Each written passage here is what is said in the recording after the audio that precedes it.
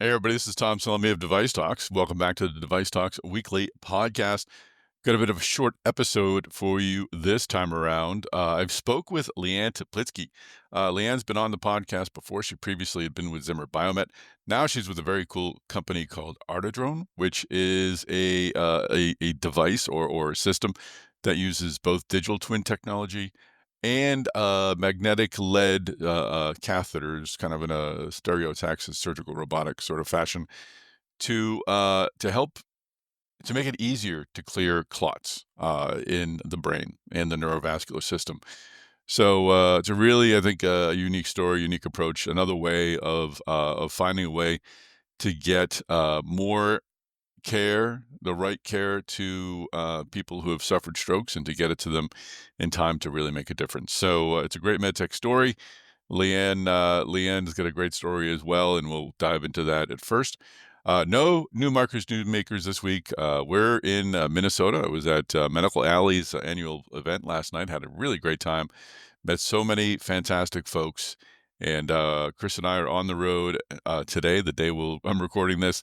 We'll be visiting some of the sites in Minnesota and recording some videos for Device Talks Minnesota and some other projects. So keeping it short and tight this time around, but I know you'll enjoy this conversation with Liane Teplitsky. Before I let you go, we'll be resuming Device Talks Tuesdays on Tuesday. Our good friends at Nelson Labs, who always put on a great show, will be giving a presentation on updates to ISO 10993-1, focus on foreseeable misuse. So it's an important conversation. I'm sure you'll want to be part of that. Go to devicetalks.com to register. Of course, you register for free. You can watch it live or you can watch it on demand. It's really up to you. Just go to devicetalks.com to register. And of course, we'd love to see you at Device Talks Minnesota. It's happening on June 11th. That is at the McNamara Alumni Center. It's going to be a great day of conversations around new technologies, strategies, new markets. Got a lot of great companies represented both in and outside the Twin Cities. So really happy to have this program assembled and ready for your enjoyment. Lots of great numbers on the registration side. This, unlike our other meetings, we do have a cap on it. So if you're planning to attend, please don't wait too long. And you can use the code DTWeekly25 to save yourself 25% off the price of registration. Of course, we love to give our podcast listeners a little gift for being loyal listeners. So use DT Weekly 25 when you register for Device Talks Minnesota. And finally, we've opened registration also for Device Talks West. That's happening on October 15th and 16th. We're expanding that program and agenda. More details on that later, but we'd love to see you at Device Talks Minnesota on June 11th. All right, let's get this podcast started. All right, you ready for this? Ready.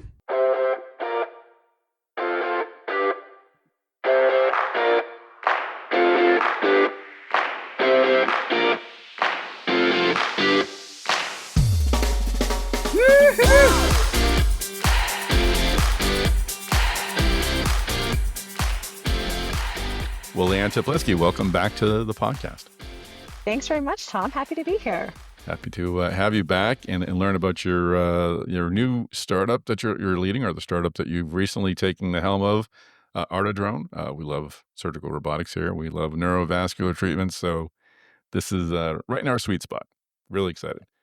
Awesome. So folks can find your previous visit to the podcast a few years ago, but we can also just be kind and bring them up to speed a bit on your path into medtech. If I recall, your parents were in healthcare. You considered being a doctor, but dissuaded yourself of that rather quickly and decided to look at technology instead. How did that all come to be?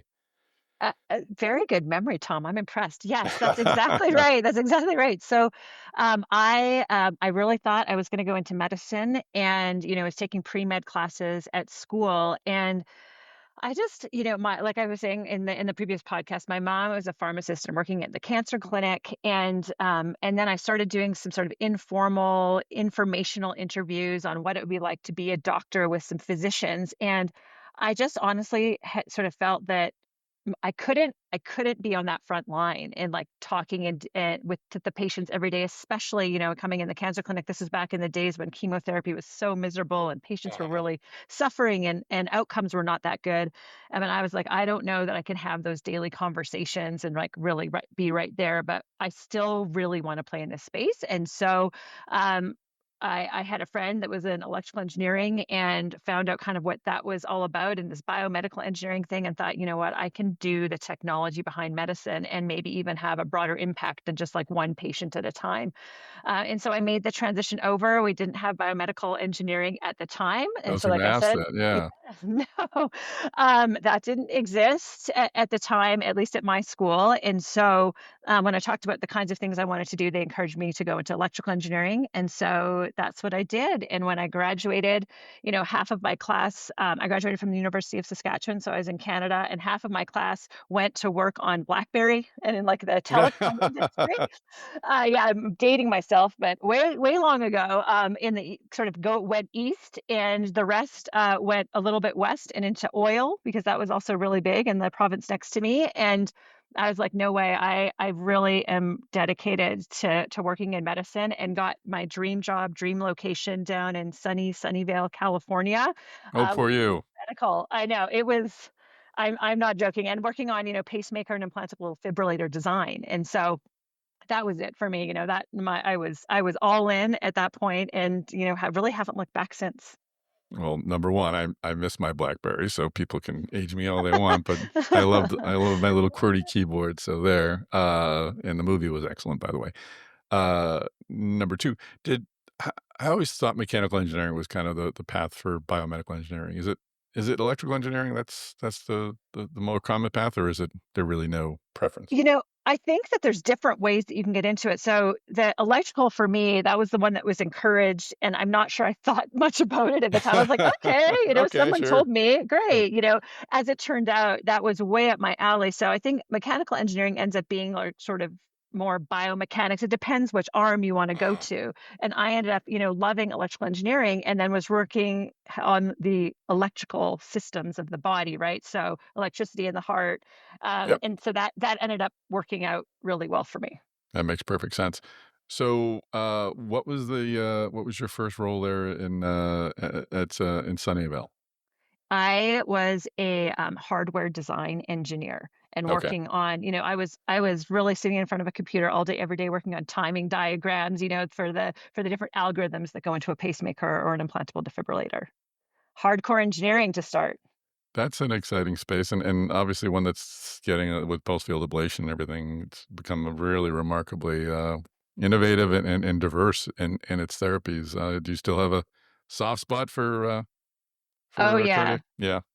Oh, yeah. I mean, I spent, over 20 years of my career really in that space with St. Jude, and then St. Jude was acquired by Abbott. And so worked in cardiac arrhythmias with pacemakers, implantable defibrillators. A large majority of my time was in electrophysiology, so ablation catheters, all the imaging and diagnostics that went along with that. So, absolutely a sweet spot for cardiovascular med tech. I also, it's really fun. I had the opportunity to work in heart failure as well, and work in just regular cardiovascular medicine, I guess, with OCT, FFR, stent placement, things like that, TAVI. So across the board, a lot of cardiovascular in those 20 years in a variety of different roles. But I loved it, absolutely loved it. And you were involved in that field right through the acquisition by Abbott, and you were with Abbott until, February 2019. So, That's yeah, correct. that's in your blood. Yeah, that's right. Right. I did not remember that. I looked at your LinkedIn profile, so I don't have that. Yeah, through just about to the end of yeah, 2020, end of 2019. That's right. And, when we spoke last, you had moved over to robotics, technology and data solutions at Zimmer Biomet, and I know we covered this in the previous, conversation as well, but what does it take for one to leave a field where they have 20 years of experience and really know it and love it and can probably do it in their whatever they need to do in their sleep? What leads them to sort of move into a new space, and how do you assess those opportunities?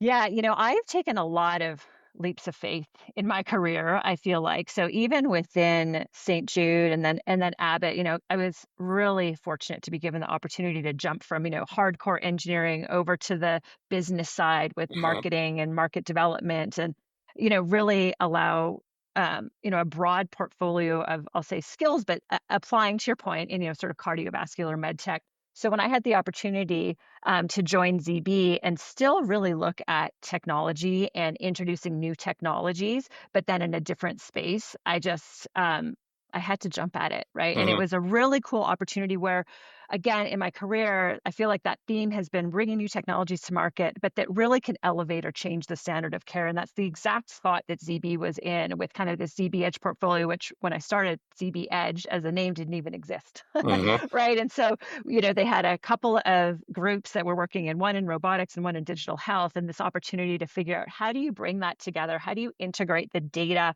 How do you build a digital health platform and collect these objective measures of data pre, intra, post operative? We talked a lot about that the last time I spoke with you. And so that having that kind of an opportunity to really build something is the main reason that I made the switch. And still knowing that you could apply a lot of the skills that you had and that knowledge you have over into a different field. So again, when you're moving into a new space, and I just love to sort of unpack these critical moments in a career. When you're pretend you're advising a mentee to take a new opportunity, do you seek out how much new do you seek out in new opportunities? Do you want the entire thing to be, or the majority of the opportunity to be something, a new skill set, a new area, a new challenge? Or is there a percentage in your mind, obviously not an exact number, of familiar territory that you need to be standing on when doing a new space, moving into a new space? How do you, again, assess that next step?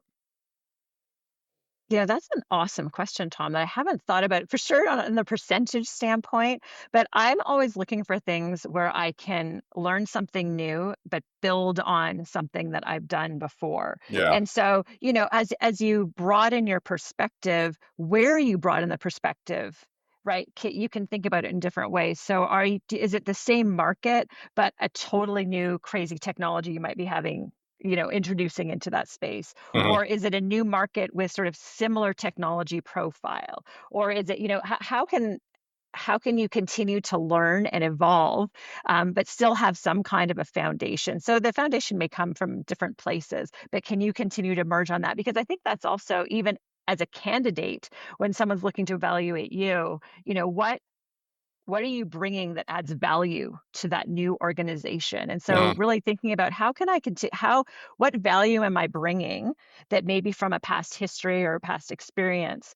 And then what am I going to gain from this experience as well? And how do those merge together as you go forward? Oh, that's great. It's a nice setup for our move into your role at ArteDrone, because you do have some familiar technologies here, but you're moving into a new clinical space, brand new for you, right? You haven't done Brand, neurovascular. I have not done neurovascular. I've done a little bit in neuromodulation in my time at Uh-huh. St. Jude, but definitely not neurovascular. Not like this, that's for sure. So introduce our listeners to ArteDrone. So ArteDrone is a company where we're really trying to give the best chance to every stroke patient. And so the background here is that stroke is the second leading cause of death and the third leading cause of long-term disability worldwide.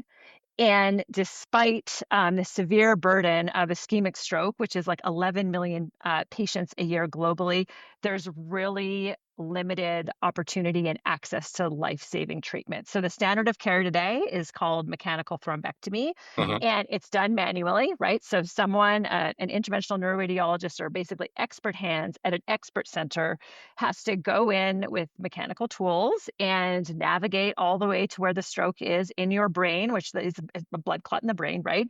These ischemic strokes, and be able to access that stroke, that clot, attach to it in some way, and then pull it back out of the vasculature.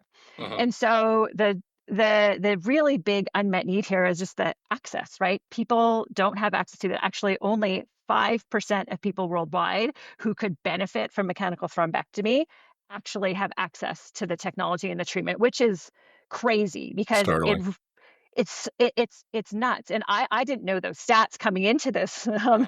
when I started thinking about making this move. And I was just blown away at how awful that was. I started looking everywhere I travel. Is there access? Like, what if I have a stroke? What if my parents have a stroke? What if someone I know, can they get to someone and to a center that can perform this kind of treatment? And the bottom line is, most of the time, the answer is no, Right. right? Like, which Right. is really crazy. Even here in the US, it's less than 30% of people that could benefit. And if you don't have access, like we were talking about before, it's death or severe disability in these kinds of Hmm. strokes. And so, I mean, it's a really crazy life-changing event that could come out and be extremely successful if you can just have access to pull that clot out.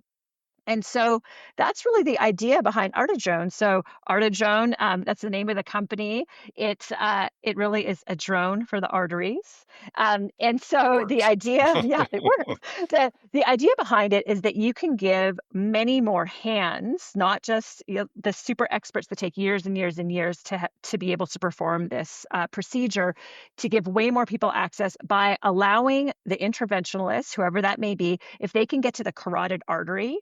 Once you get to the carotid artery, what ArteDrone does is we've got a robot called Sasha that you then essentially just push a button, and the micro robot then navigates its way into where the clot position is. It grabs a hold of the clot and essentially aspirates it and pulls it back out. And you just get back to that carotid, and then manually you can pull it back out again. So you can imagine now all of the different centers that have access to someone, an interventionalist of some sort, interventional cardiologist or otherwise, that Uh-huh. can get you to the carotid artery. And then now it's basically hands off and we do the work.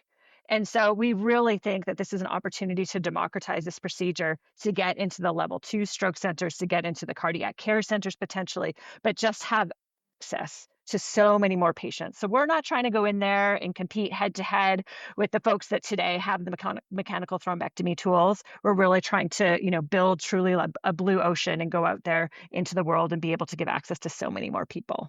The whole notion of empowering cardiologists to perform these procedures is remarkable, and I want to unpack that in a moment. But let's focus on your technology. There's a great video on your website, and I convinced I asked people to go check it out. What is it? ArteDrone, ARTE drone.com. That's correct. Okay, ArteDrone.com. Check it out. There's a great video that kind of shows how it works. But let's not force them to do that. They're listening to the podcast. Talk a bit about the tech, and I'd love to understand its origins a bit. Where was it invented? How was it developed? Yeah, so the essentially the VC firm is called Truffle Capital that started this company. They go out and look for IP around the world. And that's really what they do. They look for IP and then they build businesses around IP that looks interesting. So it took quite a while to land on stroke being what they wanted to do, essentially with a magnetofluidic robot, micro robot. And so that was really the origins of the technology, is taking, some IP that was out there around navigating with the use of propelling the microcatheter with both blood flow and then Oh, a magnet.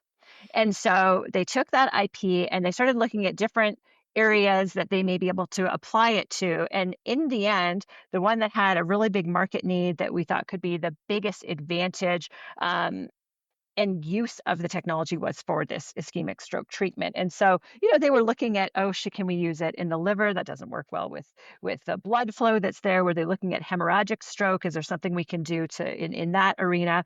And ultimately, it was, I think, in about 2020, they decided and nailed, narrowed down the scope and said, okay, we're going to go after ischemic stroke, and we think that we have a potentially very viable option to be able to get us there, and technology that we can use to do that.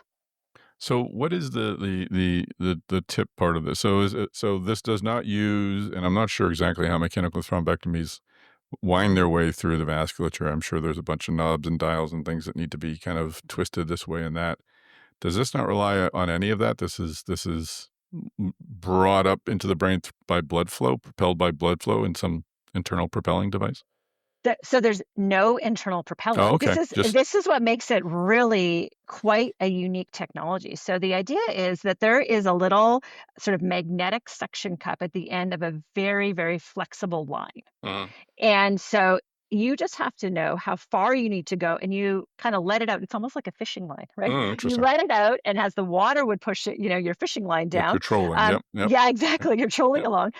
The blood flow will move the catheter to however far you want it to go, which for us is usually wherever there's a bifurcation. So when you need to steer it. So if it just Mhm. needs to go through a vessel, the blood will propel it and push it to where you need it to go because it's very flexible and just goes along. Then when you get a bifurcation, that's where we leverage the magnetic technology. And we come in with a magnet and we say, okay, do you want to go right? Do you want to go left? In very simplistic terms. We Mhm. put the magnet closer to the head of the patient, and then it can push or pull the magnet, the tip of that catheter in the direction that you want it to go. And once you know you're directed in the right way, then you can let out a little more line and it will go into the next bifurcation. And so that's essentially how we do it. So even though the vessels can be very tortuous, if there's not a bifurcation, essentially the blood will push it along. And we've optimized now, the properties of this very specialized catheter so that it can be pushed in the appropriate blood flow, even through tortuous vessels. Interesting. Is the point of entry any different than a traditional mechanical thrombectomy? Is it? I'm not sure. Are those going through the neck or through the Us- groin? Tradition Usually through the groin. And through so the groin. right now we're planning through the groin. So it's your normal standard access that, all the interventional cardiologists and interventional neuroradiologists go through.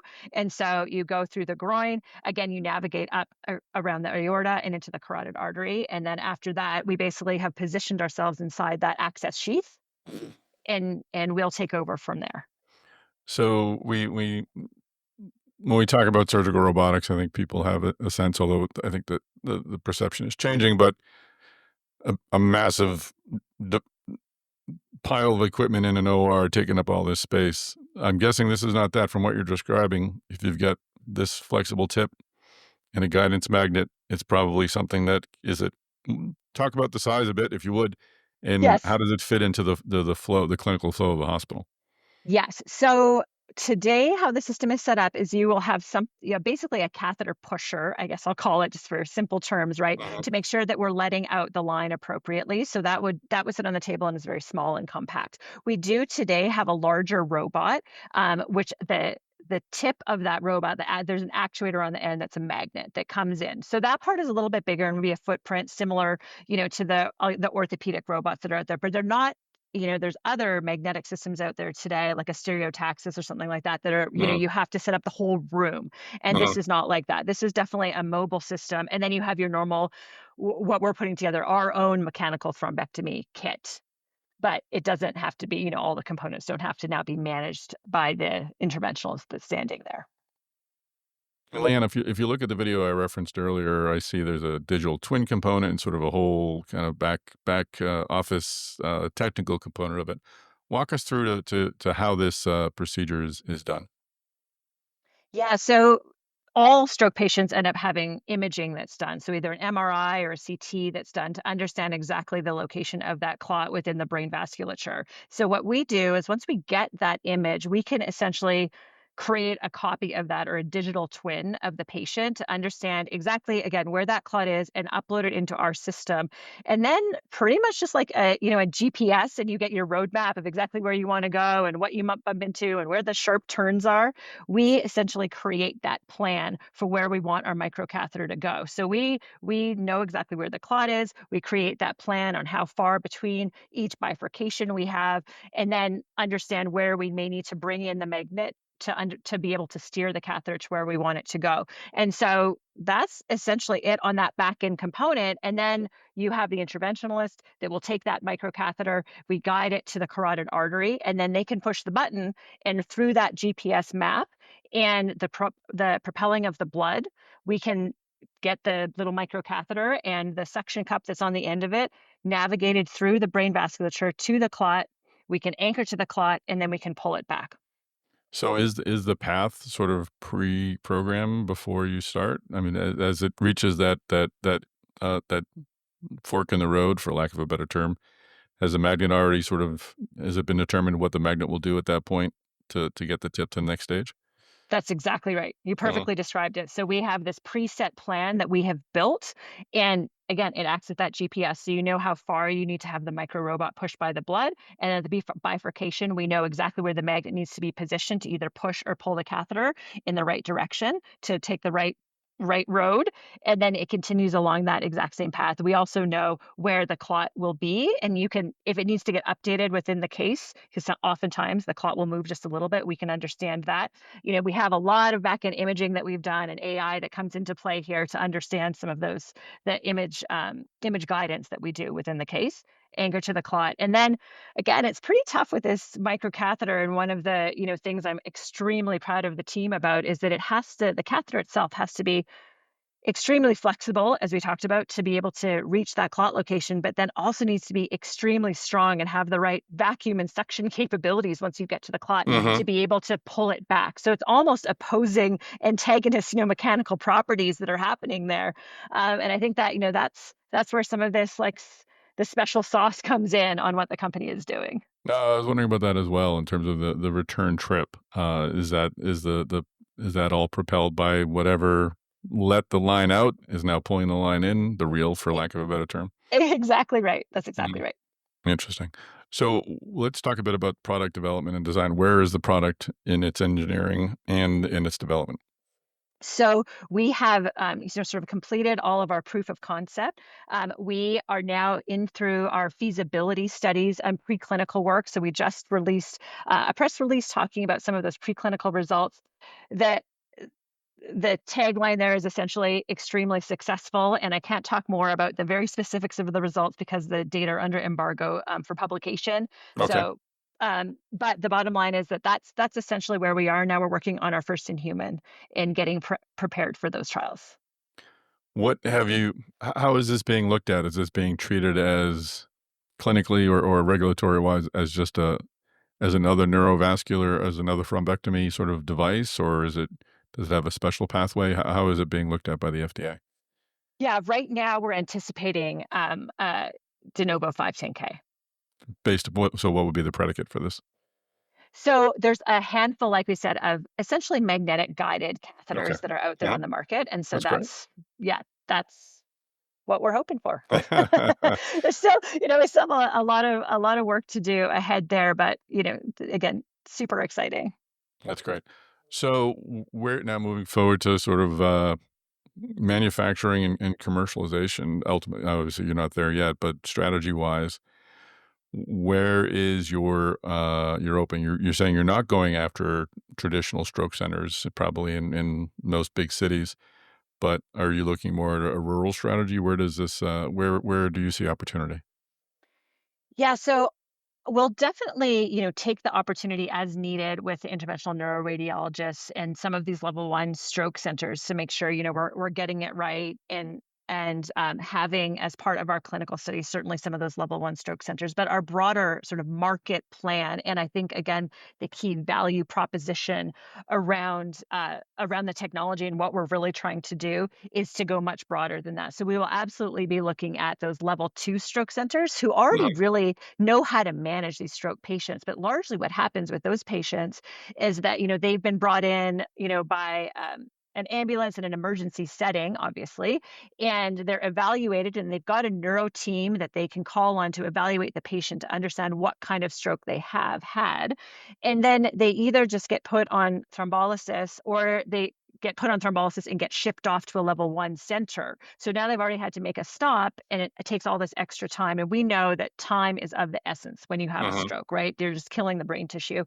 And so if you can now intervene at the level two stroke center and not have to pass them off to the level one stroke center, or to your point, in those very rural settings where you're not getting to a level one stroke center, it's a several hour flight or drive, and you just know that it's just not a great outcome for that patient. And so we would really like to be able to intervene there. And then as you go broader than that, if this really, we can get the adoption, then we can start looking at those cardiac care centers as well. So where do you see this sort of we talked about the interventionalist cardiologist being able to move into this.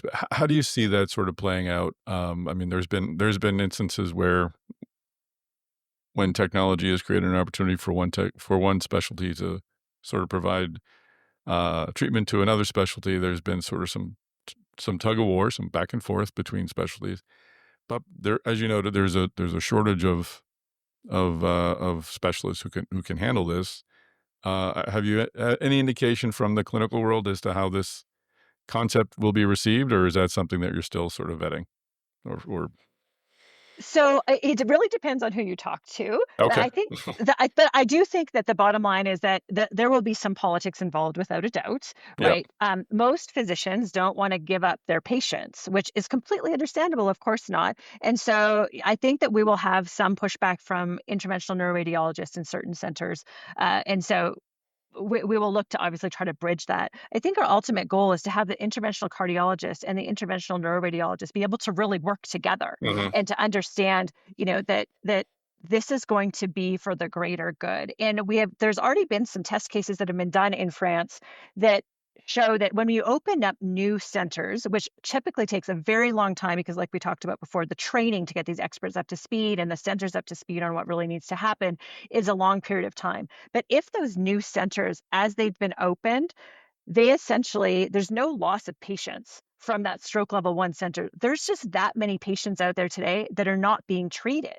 And hmm, so what they've seen is that even with opening two new centers in an area where there was just one before, so now you have three, the level one stroke center did not lose patients, and the level two stroke centers immediately, got bumped up to several patients within even that first year, in the close to 100 patients in each center each year.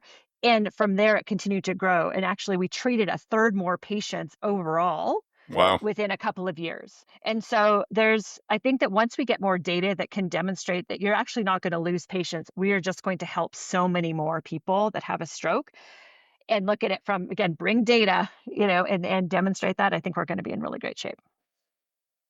And now, and I think you're right. I mean, I think if you're helping people who aren't getting help, you like to think it's not it's going to be the deciding factor. So let's certainly hope that's the case.